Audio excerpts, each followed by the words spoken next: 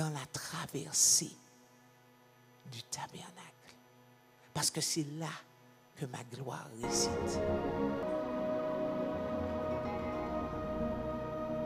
On va rentrer ensemble dans une vidéo qui est très parlante et qui va illustrer ce que le prophète vient de dire. Est-ce que je peux avoir l'image, Germaine? L'éternité commence maintenant. Michée 4, verset 5. Les autres peuples, vous allez souvent nous entendre dire, les autres peuples marchent au nom de leur divinité, mais nous marchons au nom de l'Éternel. Les autres peuples marchent au nom de leur divinité. Étirez. Filmez le tabernacle. Étirez. Il me faut un pointeur. Je crois que j'ai demandé ça au moins une vingtaine de fois. Un jour, je l'aurai certainement. Je rentre dans le tabernacle. Étiré. Je passe par l'autel des holocaustes pour adorer Dieu. Je passe par l'autel des holocaustes. Une fois que j'ai passé l'autel des holocaustes, où je suis morte, il me faudra quelque chose. Vous allez inventer. Où je suis morte à moi-même. Je vais faire quoi? Étirer. Je serai étirée. Je vais passer à la cuve des reins, où je vais apprendre à vivre la parole de Dieu, où je vais apprendre à demeurer dans la parole de Dieu. Et ensuite, seulement ensuite, je pourrai passer par le rideau pour entrer dans le lieu saint. Et Dieu a une gloire dans le lieu saint, mais ce n'est pas la toute gloire de Dieu. Je vais apprendre à être conduite par la menorah à 7 branches, les 7 dimensions de l'Esprit de Dieu. Étirée. Il faut que je sois éclairée par les 7 dimensions de l'Esprit de Dieu. Si je veux, mais si je ne veux pas, je ne peux pas être dans l'exactitude. Ensuite, il faut que je me retrouve devant la table des paix de proposition, le gouvernement établi de Dieu. Un autre niveau de gouvernance, un autre niveau de règne. Les 12 paix sur la table des paix de proposition. Et ensuite, je pourrai donner au Seigneur des prières étirées. Des prières dont l'odeur lui sera favorable. Et après, seulement après, dans mon étirement, je pourrai pénétrer le voile déchiré et le contempler dans toute sa gloire. Dans toute sa gloire. Je deviendrai la parole, lue, écrite, parlée. Je deviendrai le sceptre de son autorité. Je deviendrai le pain de vie qui donne la vie. Et je serai accompagné par les anges qui vont exercer un ministère en ma faveur. Ça, c'est l'étirement. Ça, c'est l'étirement. Et c'est ça l'exactitude. C'est ça l'exactitude que Dieu attend de nous. Vous pouvez venir, je peux venir, dire, waouh, c'était pas mal, nous danser. Poko loué, wassé, woy, poko ado. Dieu dit, c'était pas mal, mais c'était juste quoi? On est rentré où? C'était juste là. C'était juste le parvis. Est-ce que vous savez que dans le parvis, il y a une gloire? Mais la gloire du parvis. Et dans le parvis, il y a surtout quoi? La chair. La chair. On a besoin de ça. Même moi, des fois, j'ai besoin de ça. Mais ce matin, clairement, nous n'étions pas dans l'exactitude. Nous étions agréables à Dieu, mais pas dans l'exactitude. Ma petite Sarah, tu vas apprendre, si tu veux. Parce que c'est seulement si on veut Si on se fâche dès lors qu'on dit qu'on n'est pas dans l'exactitude, on n'apprend rien du tout. On apprend quand Dieu dit rectification. Tu veux apprendre José, tu veux apprendre Joël, tu veux apprendre Frédéric. Si vous pensez déjà tout savoir, vous ne pouvez pas rentrer là. Là, l'autel dirait, il faut aller dans la parole. Seigneur, qu'est-ce que tu veux me dire? Qu'est-ce que tu veux me dire? Nettoie-moi. Nettoie-moi, purifie-moi de ce que j'ai appris dans le monde. Des sons parfois qui me rappellent un peu, beaucoup, très beaucoup le monde. Dès lors qu'un son est pris et que ça nous fait plaisir parce que ça nous rappelle le monde, on n'est plus dans l'exactitude. Si le son est pris, même si pour certains ça rappelle le monde, mais toi, tu es dans l'adoration, c'est agréable à Dieu. Ce n'est pas le son en lui-même, c'est le rappel que tu auras là. La menorah, seulement ceux qui accepteront d'être éclairés par les 7 dimensions de l'Esprit de l'Éternel. Esprit de crainte de l'Éternel, esprit de force de l'Éternel. À ce moment-là, nous entrerons dans une gouvernance dans nos ministères. Nous serons dans l'exactitude de nos ministères. C'est là que la gouvernance va se produire. Le Seigneur va dire, ok, là, je valide, vous êtes passé, vous avez traversé. Vous avez traversé le tabernacle. Et ensuite, l'autel de l'encens. Maintenant, votre adoration. Maintenant, votre louange. Maintenant, vos proclamations. Maintenant, vos prophéties vont faire quoi? Vont vous permettre de toucher pas simplement ma gloire, mais ma toute gloire. Parce que dans le tabernacle, il y a la gloire de Dieu depuis le parvis, le lieu saint et le lieu très saint.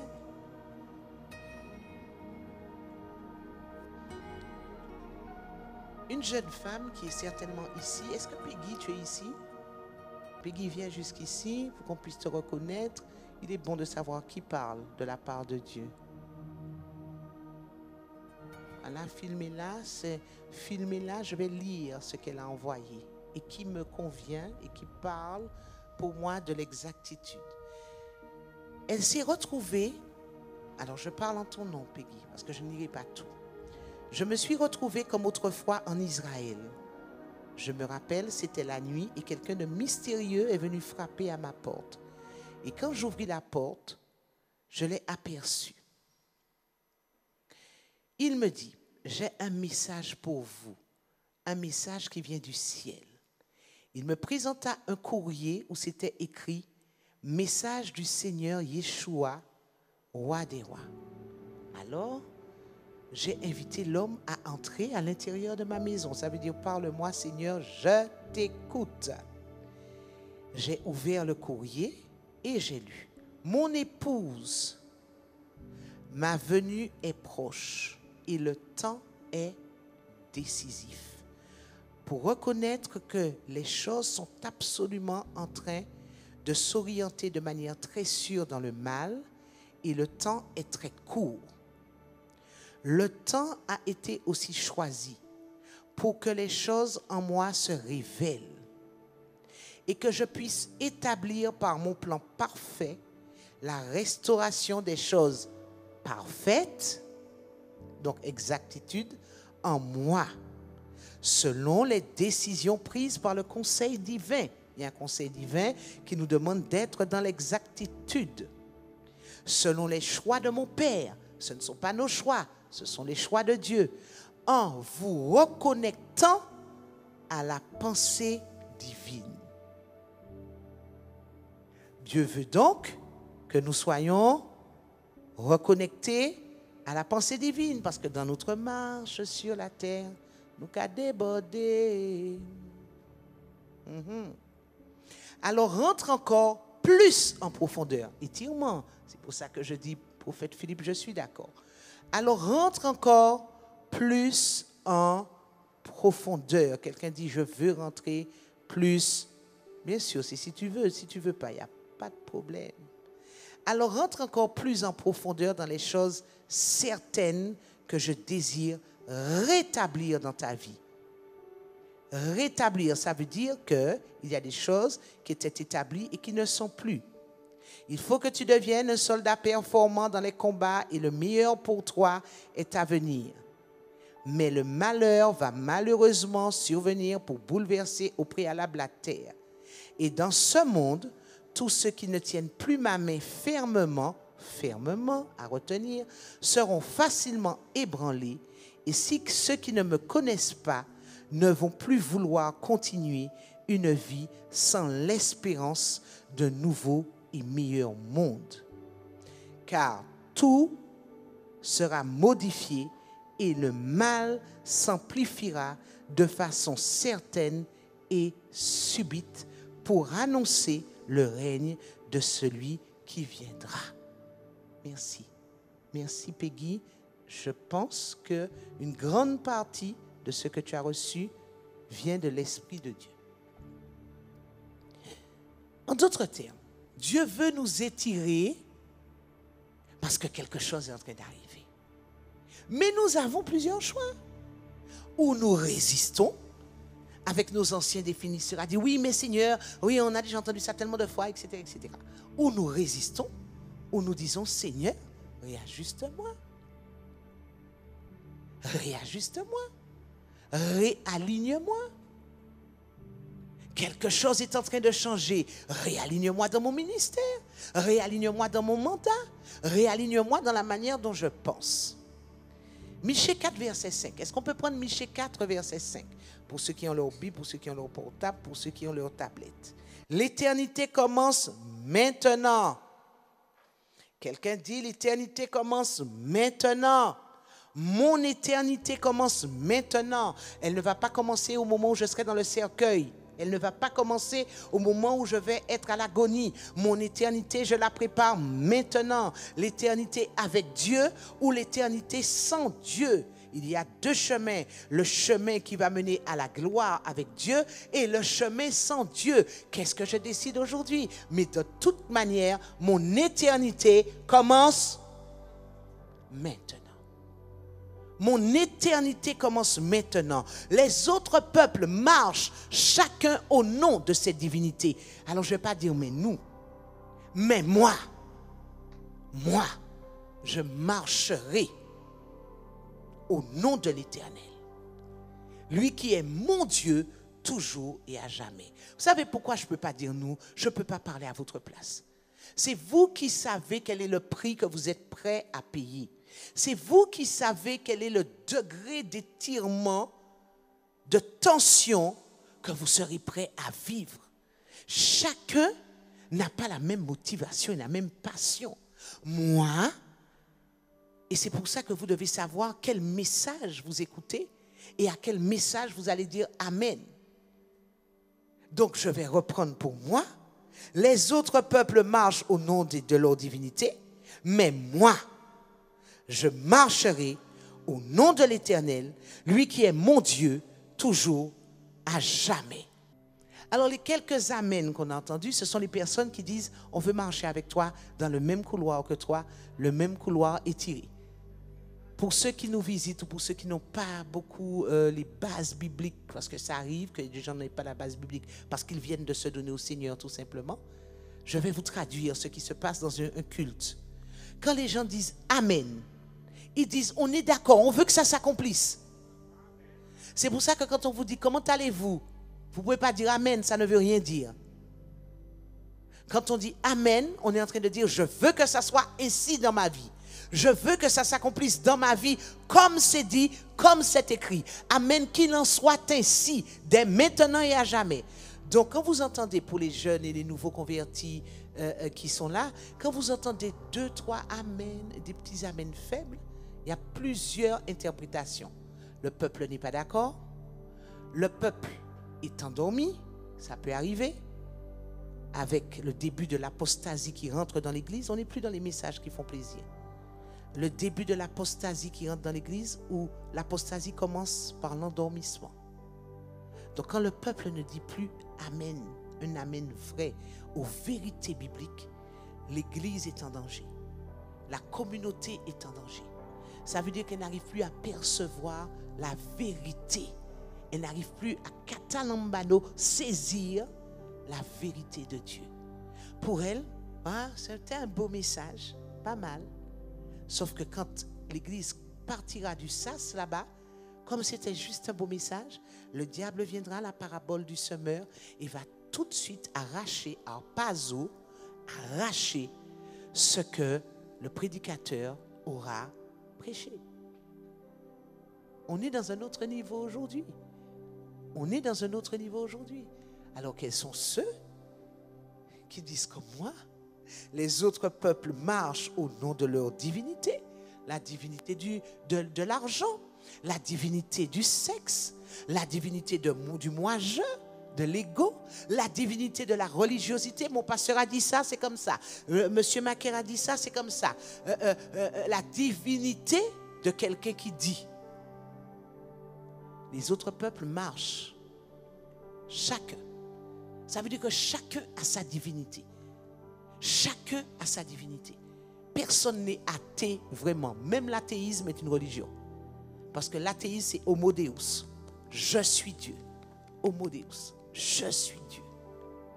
Donc chacun marche au nom de sa divinité. Et ça, Dieu le respecte. Les autres peuples. Mais mon peuple, mon enfant, celui qui m'adore, celui qui vient chaque dimanche disant je vais à la rencontre de mon Dieu dans la dimension du collectif, dans la dimension aaronique, la barbe d'Aaron, l'huile d'Aaron, etc. Je vais là, celui-là marche en mon nom. En mon nom. Il marche en mon nom. Il ne marchera pas dans d'autres noms. Il marchera en mon nom. Il sera dans l'exactitude de mon nom. Et j'aime Jésus. J'aime Jésus quand Jésus prêchait. Jésus lançait la parole. Ceux qui étaient affamés, ceux qui avaient soif, ceux dont le nom était déjà écrit dans le livre de vie. Il saisissait la parole au bon. Et puis les autres regardaient Jésus. Encore un autre qui s'est levé. Est-ce que Jésus était en train de les embêter, dire mais vous ne comprenez rien? Pas du tout. Jésus prêchait pour 10 au milieu de 200 000. Parce qu'il avait besoin que ces 10 soient sauvés. Jésus ne prêchait pas un message qui faisait plaisir au cœur de l'homme. Mais il allait chercher le message où? Là où il y a la zone d'étirement. Là où David demeurait. Est-ce que David demeurait dans le parvis? Est-ce que David demeurait dans le lieu saint? David était toujours dans le lieu très saint. C'est pour ça qu'il y a autant de psaumes de David. Parce que David était l'adorateur par excellence. L'adorateur par excellence. Je désire qu'une chose. David ne demandait pas la royauté. David ne demandait pas la force. David ne demandait qu'une chose. Je désire habiter dans un temple, car un jour auprès de toi vaut mieux que 1000 ailleurs. Je désire habiter dans ta maison, Seigneur. Je désire habiter dans ta maison, Seigneur. C'est ce que Philippe a dit. C'était un chasseur de Dieu. Où est-ce que tu te caches, Seigneur, que je puisse te trouver? Seigneur, je m'arrête net parce que je sens que tu n'es plus là avec moi. Je m'arrête, je prêche plus, je parle plus, je chante plus, je joue plus. Tu n'es pas là. Et ça, c'est un autre niveau. Parce que la chair va dire, mon Dieu, mais qu'est-ce que le peuple va penser? Le peuple va penser que j'ai bugué, que j'ai plus de chant, que j'ai plus de son. Non, Seigneur, je ne te sens pas là. Je ne te vois pas là. Je ne vis pas dans ce lieu très saint. Je m'arrête. Tant que tu n'es pas avec moi, je n'irai pas. Je n'avancerai pas. Je ne continuerai pas.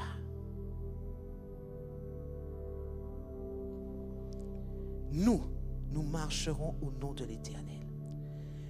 Nous avons été en Israël pour certains d'entre nous et nous sommes montés sur un mont.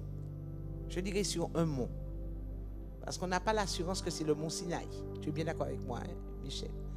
Mais on nous a dit que c'était le mont Sinaï et nous sommes montés à dos de chameau sur un mont. Et je me souviens que les Bédouins qui nous accompagnait avec les chameaux, qui ne parlaient pas du tout notre langue, disait un mot, Michel. En fait, ce n'était pas Yalla qui disait, c'était Yalak. Yalak. Et c'est aujourd'hui que j'ai compris que c'était Yalak qui disait. Vous savez pourquoi? Parce que marcher, c'est Yalak. Marcher, c'est Yalak. Marcher, c'est Yalak. Conduire, c'est Yalak. Est-ce que vous voulez? C'est pour ça qu'ils étaient devant nous. Yalak, Yalak, Yalak. Est-ce que vous voulez que je vous conduise? Mais nous, qui ne pouvons pas comprendre rien, nous dit qu'il dit Yalla, Yalla, Yalla. Tu peux nous dire Allah, Allah, Allah. Vous savez, l'ignorance tue. Mais c'était Yalak. Marcher, conduire. Conduire, on y va. On va plus loin. Yalak. On marche, on est conduit. Ce mot, c'est conduire. Mais ce mot est aussi très particulier. Ce mot veut dire aussi traverser. Ce mot veut dire traverser. Ce mot veut dire mourir. Ah, j'aime la langue hébraïque. Et ce mot veut dire vivre. Le même mot veut dire marcher, être conduit, traverser, mourir, vivre. C'est incroyable. Incroyable. Donc si je dois reprendre le verset, les autres peuples meurent et vivent au nom de leur divinité, mais moi, je traverserai, je mourrai, je vivrai au nom de l'Éternel. C'est ça qu'il est en train de dire, Michel. Les autres peuples marchent, sont guidés, meurent, vivent, traversent leur vie au nom de leur divinité. Mais moi, Michel, je traverserai, mais je traverserai quoi? Et c'est ce qu'on va voir. Je mourrai où et je vivrai où? Et c'est là que la parole de Dieu est importante pour être dans l'exactitude. C'est là que la parole de Dieu est importante pour être dans l'exactitude. Écoutez, ce n'est pas un enseignement théologique, mais je n'ai pas le choix que de vous donner une introduction pour que tous nous soyons au même niveau. Si je te pose la question, René-Claude, où tu en es là aujourd'hui? Tu me diras certainement, je suis dans la fin des temps. Mais où exactement dans la fin des temps? On ne sait pas trop. Alors que nous sommes conduits, dirigés avec notre Dieu. Le Dieu qui connaît tout. Comment voulez-vous que les gens nous prennent au sérieux quand nous ne savons même pas avec exactitude où nous sommes aujourd'hui? Nous n'arrêtons pas de dire Jésus revient bientôt, Jésus revient bientôt. Vous savez ce que les gens disent? Ça fait un petit moment qui a dit Jésus revient bientôt. Hein? Ça fait un bail que vous dites Jésus revient bientôt. Mais pour l'instant, on ne voit pas Jésus. Hein? Alors écoutez, mangeons, buvons, et puis demain on verra. Mais Dieu nous demande l'exactitude. Dieu nous demande l'exactitude. Pour ceux qui étaient là hier avec moi, j'ai fait un petit cours, là j'irai très rapidement. Vous trouvez la statue, cette statue, elle est représentée dans quel livre? Dans le livre de Daniel. Le livre de Daniel se trouve dans la Bible. Il y a toujours des inconvertis parmi nous, c'est pour ça que je fais vraiment, je m'arrête. Le livre de Daniel se trouve dans la Bible. Daniel est un prophète, l'un des plus grands prophètes. Daniel, quand on lit Daniel, on doit pouvoir lire Daniel à la lumière du livre de l'Apocalypse. Daniel, le livre de Daniel, est lié au livre de l'Apocalypse. Je ferme la parenthèse, ça c'est un cours à part. On trouve cette prophétie dans Daniel 2. Le livre de Daniel, chapitre 2, à partir du chapitre 2. Daniel était un homme qui avait été emmené en captivité, un juif emmené en captivité dans un pays qu'on appelle Babylone, ou la Babylonie, je suppose. La Babylonie, ou Babylone. Il était emmené en captivité. Et dans ce pays, il y avait un roi appelé Nebuchadnezzar, où vous pouvez entendre Nabucodonosor, Nebuchadnezzar ou Nabucodonosor. Et ce roi a eu un rêve, le rêve de cette statue. Et il va décrire le rêve. Il dit, j'ai vu une statue, elle était comme ça, elle était comme ça, elle était comme ça, elle était comme ça. Mais je n'ai rien compris de mon rêve. Je ne sais même pas s'il a vu la statue. Bref, il a eu un rêve. Et ce sera Daniel qui va lui expliquer ce qu'on va appeler la prophétie des siècles. Cette statue, c'est la prophétie des siècles. Vous voulez savoir où vous êtes aujourd'hui? Où est-ce que vous vous situez? En tant que fils de Dieu, vous devez comprendre la statue. La statue, c'est notre balise. C'est la balise. Essayez de rester avec moi aujourd'hui. C'est très important, les jeunes, ce que je vais dire. Daniel a vu une tête en or. Voilà la tête en or. La tête en or représente Babylone, le royaume de Babylone, avec Nabucodonosor, le roi Nebuchadnezzar. Ce royaume s'est écoulé de moins 606 à moins 638. Pour ceux qui ont fait un peu d'histoire, vous savez que tout ce qui se passe avant Jésus-Christ, c'est moins. L'an 0 va commencer à partir de Jésus-Christ. Moins 606 à moins 639, 500 comme je n'arrive pas à lire de là, moins 539, c'est Babylone. Ce sera le royaume de Babylone avec Nabucodonosor. Ce royaume sera donc géré par un roi. Est-ce que ce royaume a déjà eu lieu? On est en moins avant Jésus-Christ.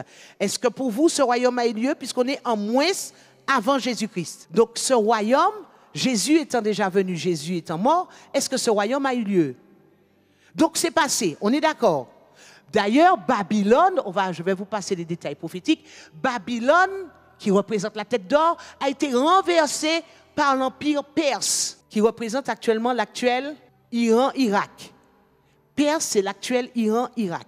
Ce royaume qui est représenté par la poitrine, les bras de la statue, a eu lieu en moins 538 à moins 333 avant Jésus-Christ.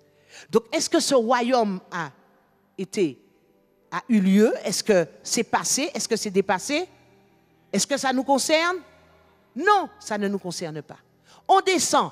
Daniel a vu une statue avec un ventre, des cuisses, des reins, de moins 333 à moins 63, ce sera l'Empire grec. Avec les conquêtes de qui? D'Alexandre le Grand. Vous avez appris ça à l'école. Les conquêtes d'Alexandre le Grand. Pourquoi on voit ce léopard ailé? Parce que non seulement il sera féroce, mais il sera rapide. C'est pour ça que le léopard a des ailes. Alexandre le Grand a été le conquérant le plus rapide de l'histoire.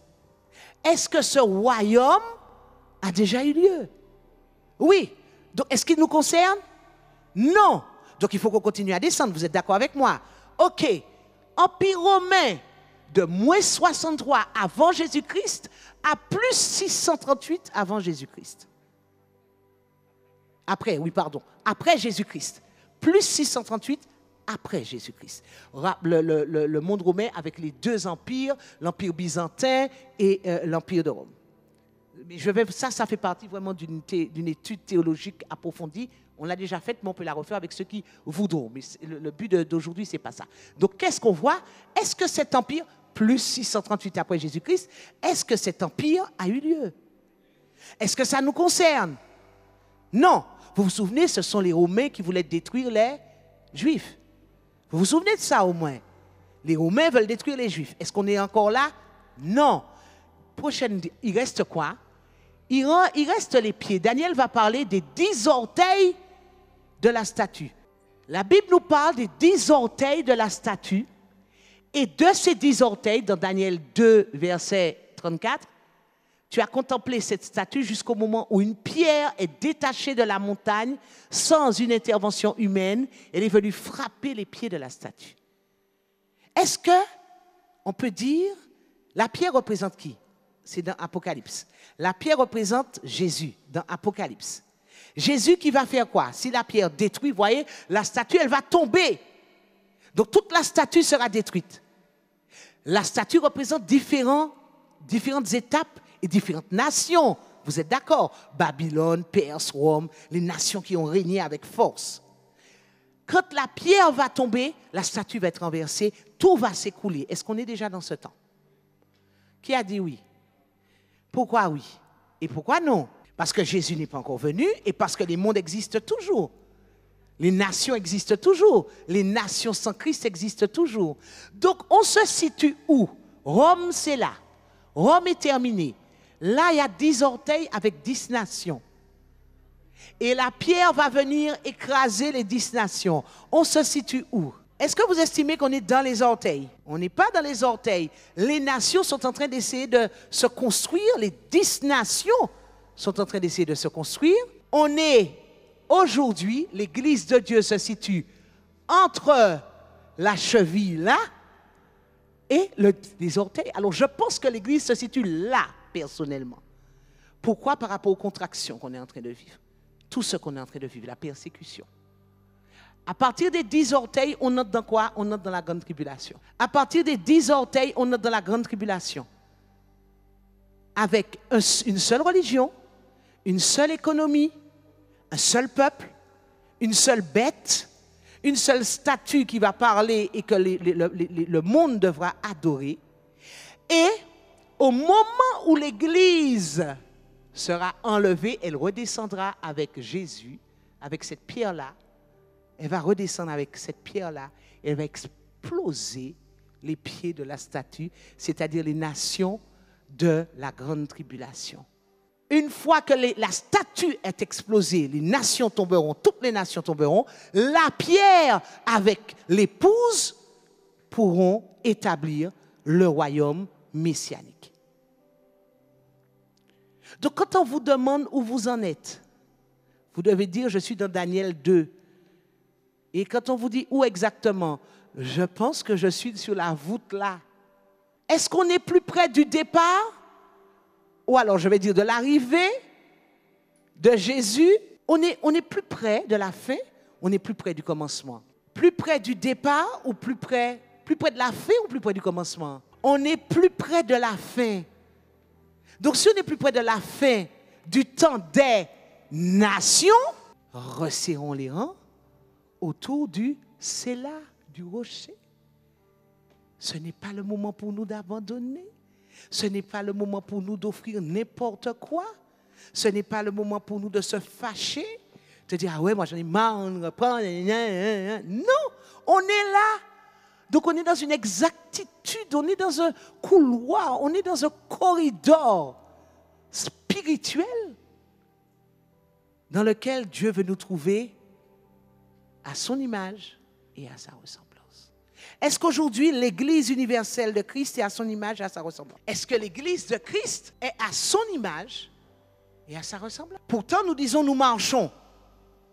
Les autres peuples marchent avec leur divinité, mais moi, je marche, je traverse, je meurs, je vis au nom de l'Éternel. Mourir, traverser et vivre. Voilà le titre du message de la série « L'éternité commence maintenant ». Mourir, traverser et vivre. Mourir, traverser et vivre. Mourir, traverser et vivre. Dieu a un GPS. Marquez Dieu a un GPS. Marquez Dieu a un GPS. C'est quoi un GPS? C'est un appareil qui va nous donner notre direction. Dieu a un GPS. Qui n'a jamais vu de GPS?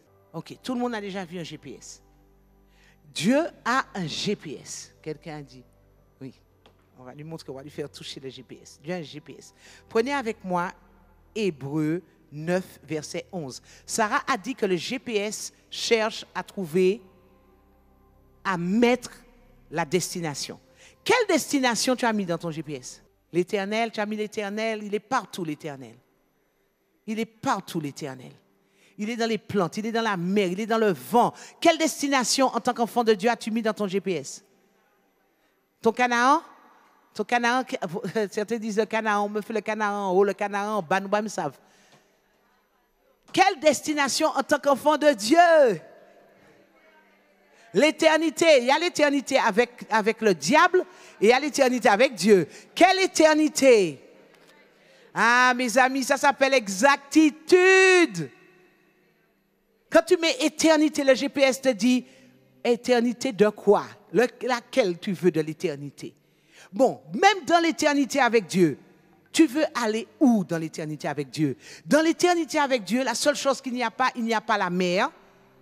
Il n'y a pas la mer dans l'éternité avec Dieu, il n'y a pas le soleil dans l'éternité avec Dieu. Où tu veux être dans l'éternité avec Dieu? Betty a dit de sa proximité, je peux être très bien dans le fleuve qui sort du temple. Le fleuve que vous avez vu dans Ézéchiel, c'est le fleuve qui sort du temple d'en haut.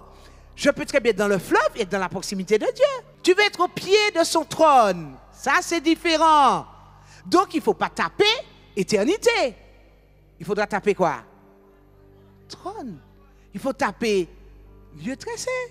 Il faut taper un endroit où il est. Tu ne peux pas taper Dieu. Quand je vais sortir à l'extérieur, Claude, si je vois un cabri, c'est l'œuvre de Dieu. Donc, il représente un peu ce que Dieu est. Je vois une fourmi, c'est l'œuvre de Dieu. Mais je veux être à la source. Donc, je vais taper quelque chose. Ma destination est dans Hébreu. Or, Christ est venu en tant que grand prêtre pour nous procurer les biens qu'il nous a désormais acquis. Il a traversé le tabernacle plus grand et plus parfait que le sanctuaire. On sait une chose. Avec ça, on sait qu'il y a un tabernacle. Vous êtes d'accord? On sait qu'il y a un tabernacle qui n'est pas construit des mains d'hommes, mais qui existe là-haut. Avec ce verset, on sait que Christ a fait quoi? Il a... Donc, s'il a traversé, moi aussi, je dois... Christ a traversé. Nous marcherons au nom de l'Éternel. Nous traverserons. Nous traverserons quoi? Le tabernacle. Si Christ a traversé, je dois traverser. Si Christ a traversé, je dois traverser. Il a traversé le tabernacle, donc j'ai quelque chose à traverser. Il est entré où? La Bible me dit, il est entré une fois pour toutes. Où? Pas dans le sanctuaire. Vous voyez, ça s'appelle exactitude. Et c'est ce que le diable veut faire. Le diable veut vous faire oublier l'important, le principal, pour que vous soyez toujours dans à peu près, à peu près, à peu près, à peu près. C'est pas ce que la Bible me dit. La Bible me dit que Christ est rentré une fois pour toutes. Il n'est pas ressorti. Donc ça veut dire que quand je vais traverser et que je vais arriver à destination, ce sera une fois pour toutes. Donc j'ai envie de dire merci Seigneur pour certains ou pour la plupart d'entre nous que nous soyons encore juste dans le lieu saint. Parce que quand on entre dans le lieu très saint, on est là une fois pour toutes. Quand on est dans le lieu très saint, on ne peut pas. Ceux qui sont dans le lieu très saint ne retournent pas dans le monde. Ceux qui sont dans le lieu très saint ne sont pas activés par le péché. Ils marchent selon l'Esprit de Dieu. Ils marchent par l'Esprit de Dieu. Et apôtre Joël, j'ai compris une chose. C'est un écart de langage quand on dit que Christ est là. Christ n'est pas là. On dit Dieu est là, il est en moi, je suis en lui. C'est un écart de langage. Vous savez que c'est un écart de langage? Puisque la Bible me dit que Christ est entré dans le tabernacle, il va s'asseoir à la droite du Père une fois pour toutes. Et qu'est-ce qu'il va faire là? Il va intercéder. Donc il ne redescend pas. Il ne redescendra qu'une fois pour chercher son épouse. Mais par contre, qu'est-ce qu'il a envoyé? Qui le représente? Le Saint-Esprit. Et c'est avec le Saint-Esprit qu'on n'aime pas travailler.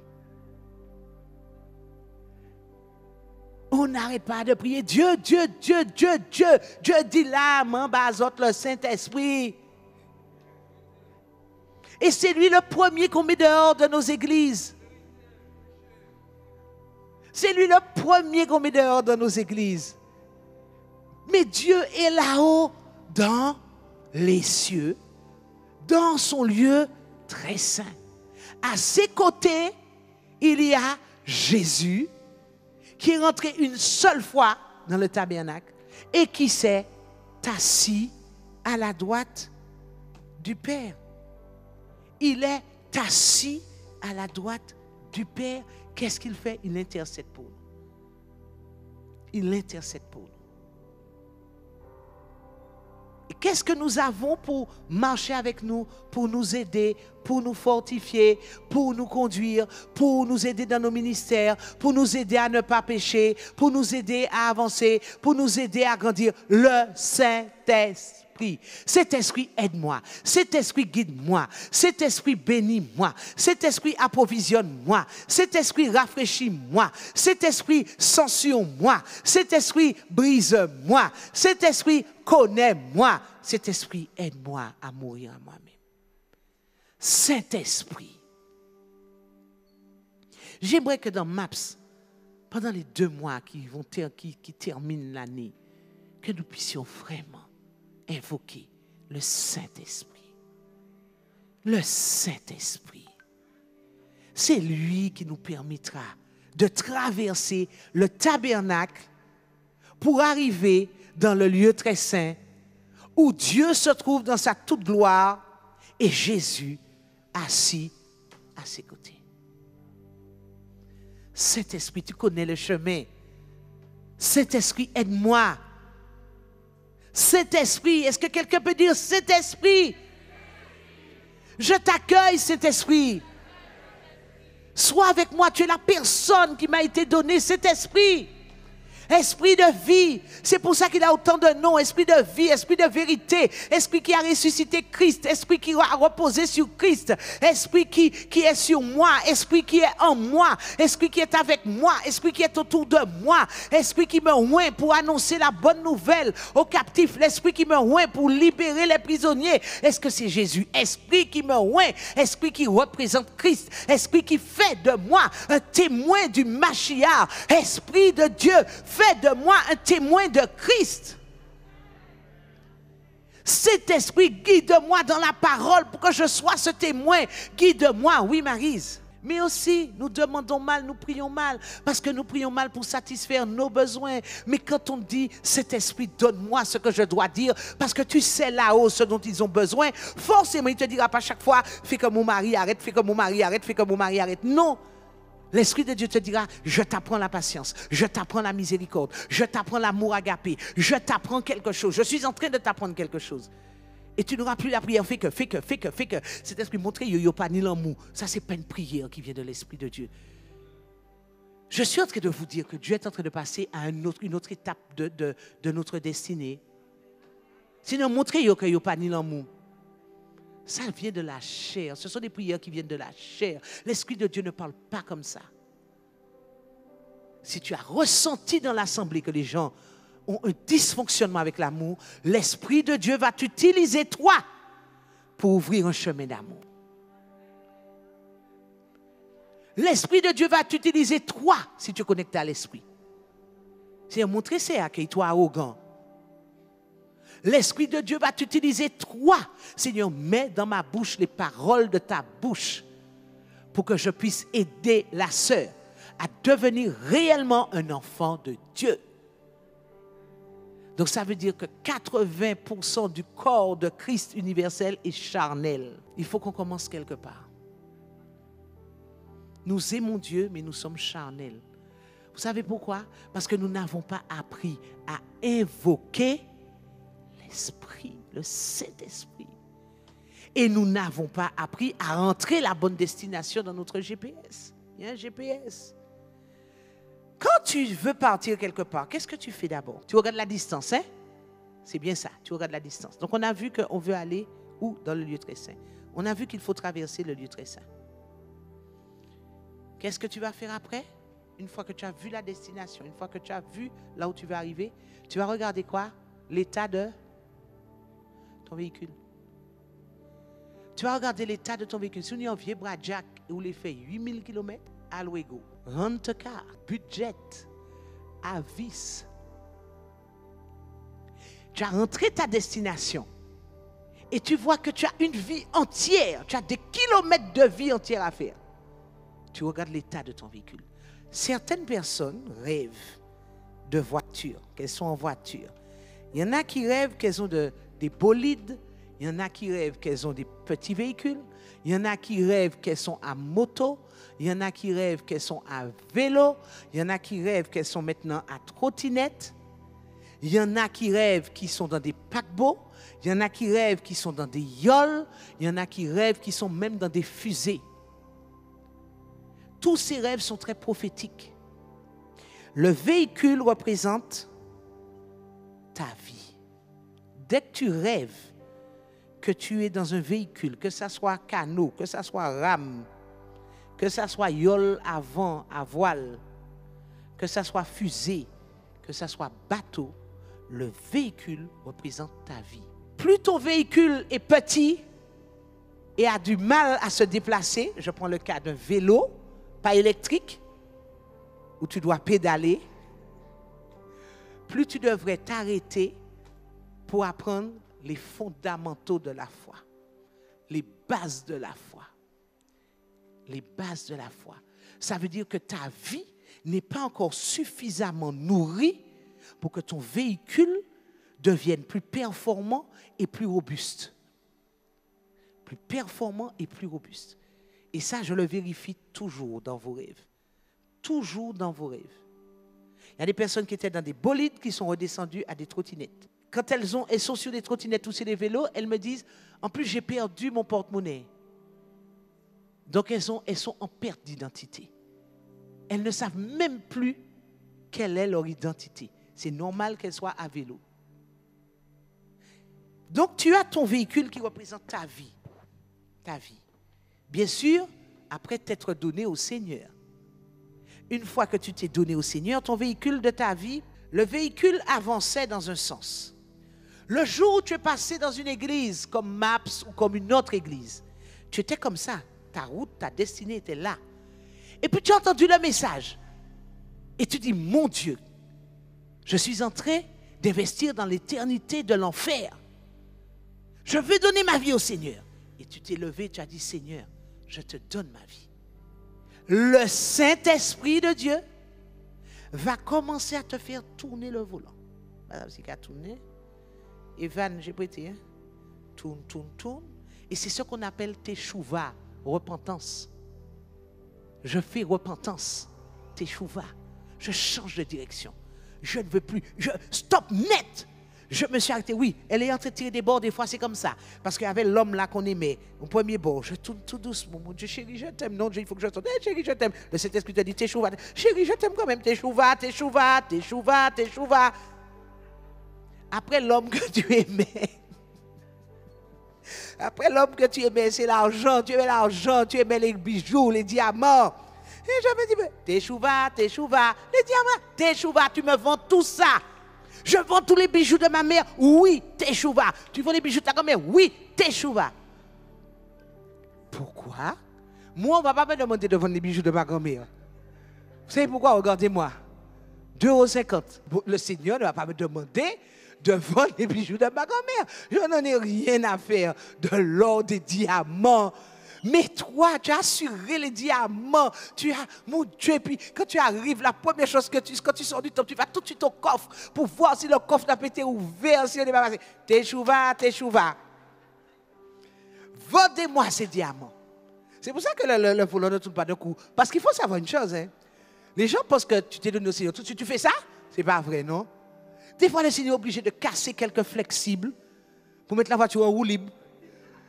Le flexible de frein, Joël, il essaye de vendre ou pas qu'à vendre. Il envoie un ange, l'ange mécanicien. Il y a des anges mécaniciens dans le ciel. Clac, on casse le flexible de frein. Pour qu'elle puisse enfin aller en roue libre. C'est là que je veux que tu ailles. Parce qu'on résiste. On a toujours connu ce chemin. On a toujours aimé les boîtes de nuit. On a toujours aimé les anniversaires. On a toujours aimé la fête. On a toujours aimé les belles choses. On a toujours fait des cartes bleues pour un vêtement de 2 000 €. Tu fais 5 cartes bleues pour un vêtement de 2 000 €. Moi, toujours bien habillé. Teshuva, teshuva.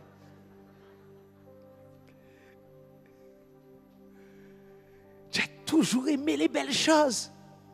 Toujours aimé les belles choses. Tu dis, on change. La véritable question, je m'arrête là. Tu en es où par rapport au véhicule et à la teshuva? Qu'est-ce qu'il y a là encore qui t'attache et qui t'empêche d'arriver à la station d'essence qui se trouve là. Et je vais te la montrer, la station d'essence. Qu'est-ce qui t'attache là et qui te fait faire chaque fois ça, et qui t'empêche d'être dans l'exactitude du plan de Dieu. C'est-à-dire de commencer à traverser.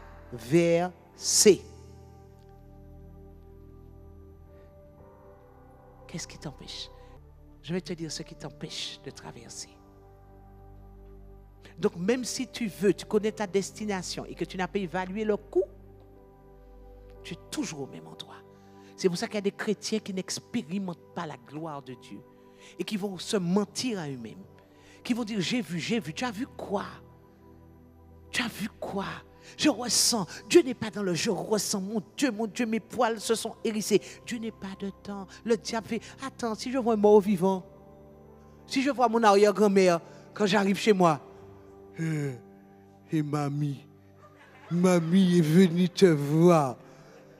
Pendant mamie qui a dit moi ça, mes poils s'hérissent, est-ce que c'est Dieu?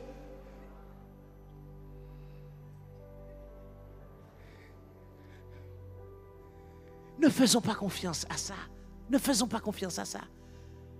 Établissons dès aujourd'hui la parole de Dieu, qui est la vérité. Ne faisons pas confiance à ça. Mon Dieu, j'ai senti que mes poils sont hérissés. Mes poils hérissent quand j'ai peur aussi. Mes poils, mon Dieu, ça... Quand je vois ce qu'on l'opone, mes poils hérissent. Il y en a quand ils voient un crapaud. Est-ce que c'est Dieu? Non. Le problème se situe là. Là, c'est quoi? L'autel des holocaustes. Tous ceux qui sont encore là sont ceux qui n'ont pas accepté de se laisser consumer. Là. On a déjà tellement parlé de ça. La mort à soi. Là. Tant que le véhicule de ta vie est en train de dire, mais je l'aime, mais je les aime. Allez, un petit coup, Dieu n'est pas contre ça. Un petit coup, allez, un petit coup avec le copain, un petit coup. Et non, la chair est faible. Tu es simplement là. Et je veux que tu saches que tous ceux qui seront là sont des potentiels sauvés. Pourquoi je dis potentiels sauvés? Parce que ça, là, n'est pas enlevé.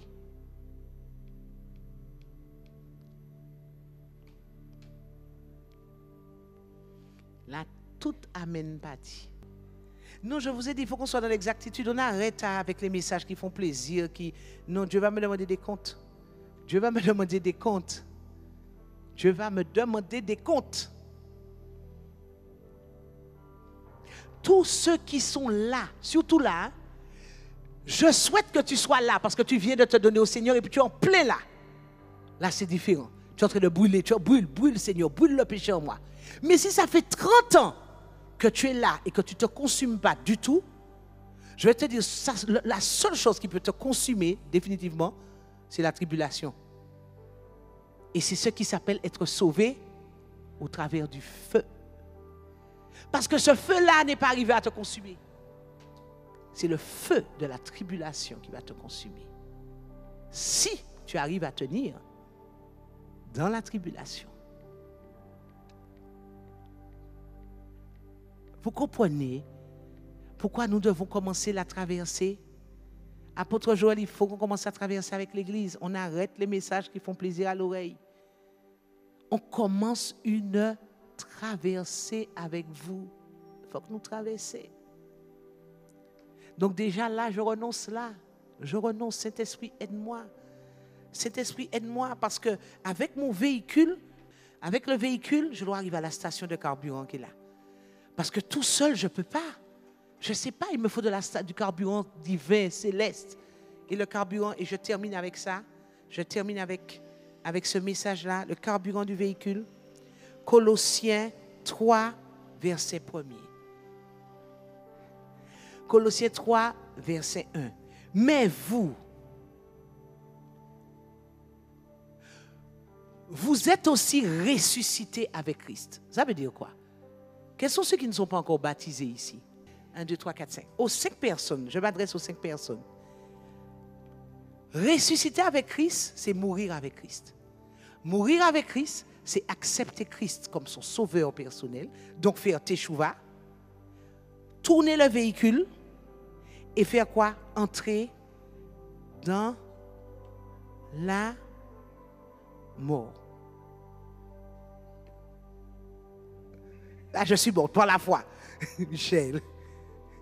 Entrer dans la mort. Mourir. Mourir par quoi? Par les eaux du baptême. Tant que tu n'es pas morte par les eaux du baptême, tu ne peux pas ressusciter avec Christ. Donc tu peux dire, oui, j'ai senti quelque chose, j'ai ressenti quelque chose. Ah, il m'a parlé. Mais je me permets de te dire, après tous ces messages, si tu n'as toujours pas pris ta décision de mourir avec Christ par les eaux du baptême, tu ne peux pas aller plus loin avec le véhicule. Tu ne peux pas. Vous aussi, ressuscité avec Christ. Si on est ressuscité avec Christ, on est mort avec Christ. Et on meurt avec Christ uniquement par les eaux du baptême. On est en train de dire, Seigneur, je renonce à ça et je vais là avec toi. C'est ça le baptême. Je renonce à ça et je vais là avec toi. Et tout ça là, c'est la mort. C'est pour ça qu'on retourne là. Après l'autel, on a quoi? On a ça. La cuve d'airain. On a la cuve d'airain qui va représenter l'eau du baptême. L'eau du baptême. Le tabernacle céleste qui est là, est-ce que vous savez que c'est le tabernacle céleste? Plus beau, mais avec les mêmes ustensiles, avec les mêmes dimensions. Parce que Dieu va dire à Moïse, fais exactement selon le modèle que je vais te montrer. Le modèle qui se trouve où? En haut, là où réside ma gloire. Donc, là, c'est l'eau du baptême. Quand on accepte de faire teshuva, de mourir à soi, on va tout de suite dans les eaux du baptême pour pouvoir ressusciter avec Christ. Ressusciter avec Christ. Et c'est à ces personnes-là que s'adresse donc le verset de Colossiens. Recherchez donc, vous qui êtes ressuscités avec Christ, recherchez donc les réalités d'en haut, là où se trouve le Christ. Il se trouve où le Christ?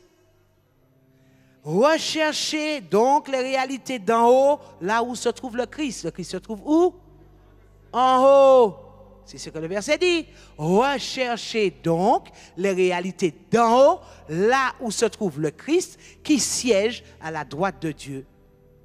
De toute votre pensée, tendez vers les réalités d'en haut et non celles qui appartiennent à la terre. Recherchez, ça veut dire quoi? Désirer. Soyez passionnés. Donc, une fois que j'ai fait teshuva, je vais au carburant là, la station d'essence de toutes les réalités célestes dans la parole de Dieu. Je commence à m'abreuver de la parole de Dieu. Je commence à vivre la parole de Dieu. Je suis passionné de qui est Dieu. Je suis passionné de tout ce qui concerne le royaume de Dieu, le royaume du Yeshua, le royaume, grâce à qui? Son esprit. Je suis passionné. Je vais rechercher les réalités d'en haut. De toute votre pensée, tendez vers les réalités d'en haut. Tendez. Ayez de l'affection. Ayez de la compréhension des réalités d'en haut. Ça veut dire faites un effort pour comprendre les réalités d'en haut. Faites un effort. Arrêtez de dormir. Arrêtez de vous occuper de ce qui se passe en bas, sur la terre. Faites tous vos efforts pour essayer de comprendre ce qui se passe en haut. Les réalités célestes. Parce que ce sont ces réalités qui sont importantes. Restez à cette station. Passionnez-vous pour les choses d'en haut. Ayez de l'affection pour les choses d'en haut. Arrivez au temple avec les choses d'en haut. Allez vous coucher avec les choses d'en haut. Ne vous couchez pas en regardant James Bond. Et puis quand tu fermes les yeux, tu vois on va tuer tout le monde. Non!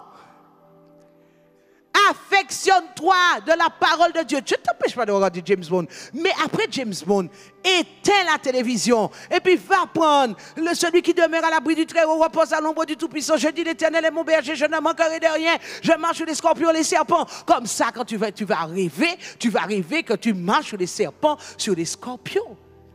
C'est ça, s'affectionner des choses d'en haut. Je me réveille le matin avec les choses d'en haut. Je me couche le soir avec les choses d'en haut. Je mange le midi avec les choses d'en haut. Je suis au bureau, ok, je prends un petit moment avant de discuter avec les collègues, avant de prendre des blagues sales parfois avec les collègues, parce que le mal ira en s'accroissant. Donc les blagues aussi vont devenir à un niveau, mais à un niveau extraordinaire. Donc avant de m'asseoir avec les collègues, ma fille, sous tes savent, on va tous les dehors. Ah ouais, non, il y a aussi un petit bail là, oui, je vais te raconter. La fille est arrivée ce matin là, elle est en train d'arranger ses affaires parce que le gars l'a tenu là. C'est ça qui t'intéresse? C'est ça les choses d'en haut? C'est ça les choses d'en haut que le gars est tenu ta collègue, que ta collègue, la langue de ta collègue est rentrée dans la langue de ton collègue. C'est ça qui t'intéresse? Mais vous savez que c'est ça qui nous intéresse? C'est quoi le dernier mélange? Je ne suis pas au courant. Pourquoi vous riez? Je ne suis pas au courant. Dès lors qu'il y a des rires salaces, ne venez pas me voir. Je n'ai pas besoin de savoir. Vous connaissez les rires salaces. Les gens sont déformés quand il y a des blagues salaces. Vous n'avez jamais remarqué? Les gens rient. Tu sais, tu sens le sexe derrière ça. Tu sens l'odeur du sexe derrière ça. Tu vas rentrer là? Je ne suis pas au courant. Mettez-moi au parfum. Non, je ne veux pas de ton parfum. Je ne veux pas de ton parfum. Au contraire, je prends ma petite gamelle et puis je vais me mettre dans un petit coin de l'escalier. Je branche mes écouteurs. L'Éternel est mon berger, je ne manquerai de rien. Affectionnez-vous aux choses d'en haut. Soyez transformés. Ah, où sont l'abbé? Oui, appelle-moi comme tu veux. Abbé, vicaire, archevêque, bishop. C'est pas grave. L'Éternel est mon berger. Un jour, l'Éternel est mon berger. C'est pas les blagues salaces qui vont te faire du bien. Un jour, tu sauras me trouver là, au pied de l'escalier, parce que je m'affectionne. Je suis à ma station d'essence. Je suis en train de prendre mon carburant. Là où je dois prendre mon carburant. Je prends mon carburant là. Je m'affectionne des choses d'en haut. Ah oui, mais je suis jeune, tu comprends, il faut que je m'amuse un peu. Amuser là, dans ce temps-là. Tant que tu peux être à côté de quelqu'un qui s'affectionne des choses d'en haut, mon ami. Assois-toi près de la personne qui s'affectionne des choses d'en haut, oui. Pas quitter monde distrait ou sous ça. Nous vivons dans un temps de grande séduction, d'extrême séduction. Je vais même te dire une chose. Quand tu arrives au tabernacle de Maps, repère les gens qui dorment. Ne t'assois pas près d'eux. Pas assis boyo. Non, je te dis déplace-toi. Parce qu'il faut faire dormir. Le truc est contagieux. Essaie de prendre les places des gens qui sont là. Amen. Oui, Seigneur. Et si tu parles pas en langue, prends la place à côté des gens qui font chakarababa. Un jour, il fait chakarababa aussi. Parce que c'est contagieux. Mais c'est contagieux, mon ami. C'est contagieux. Mais si tu continues à t'asseoir auprès des personnes, après la louange, c'est...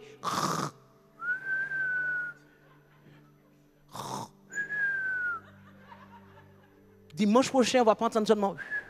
On va entendre. Et ce sera toi. Et ce sera toi. Et ce sera toi. Et ce sera toi. Ne cherche pas à t'asseoir auprès des gens qui sont sans bruit dans une église. Quand je te parle de bruit, je parle de bruit pour le Seigneur. Hein? Pas bagaille cancan, bagaille Milan. De toute façon, non, c'est pas de... Ne cherche pas ces coins-là. Essaie de te trouver une place où quelqu'un est en train de faire du carburant, où la personne est en train de s'affectionner des choses d'en haut, où la personne, tout son être est en train de chercher le Seigneur, comme ma petite sœur Sainte-Lucienne, tout quoi il a cherché mon Dieu, tout quoi il a cherché mon Dieu, chapeau il a cherché mon Dieu, linge il a cherché mon Dieu. Va t'asseoir auprès des personnes comme ça. Elle n'en a rien à faire de ce que les gens pensent, de ce que les gens disent. Elle est venue louer Dieu. Donc quand le truc est arrivé, quand elle sent que c'est son tour, quand elle sent qu'on lui dit maintenant, pompe à essence pour la sœur, clac, ils apparaissent, oui, aïe, caraba, pendant que toi tu l'as... On est là, dans la traversée. Et le 20, quels sont ceux qui vont mourir le 20? Là, le 20 novembre, tu passes là. Quels sont ceux qui ont dit qu'ils vont passer là le 20 novembre? Si tu ne meurs pas, tu ne peux pas vivre en Christ. Si tu ne meurs pas, tu ne peux pas vivre en Christ. Et laissez-moi vous dire une chose. Il y a des personnes qui ne sont jamais mortes, elles ont juste pris un bain. Elles ont juste pris un bain. Parce que leur vie n'a jamais changé. Ces personnes-là ont juste pris un bain. Elles n'ont pas été baptisées. Elles ont pris un bain. Et quand elles sont sorties du bain, elles ont repris leur vie normalement.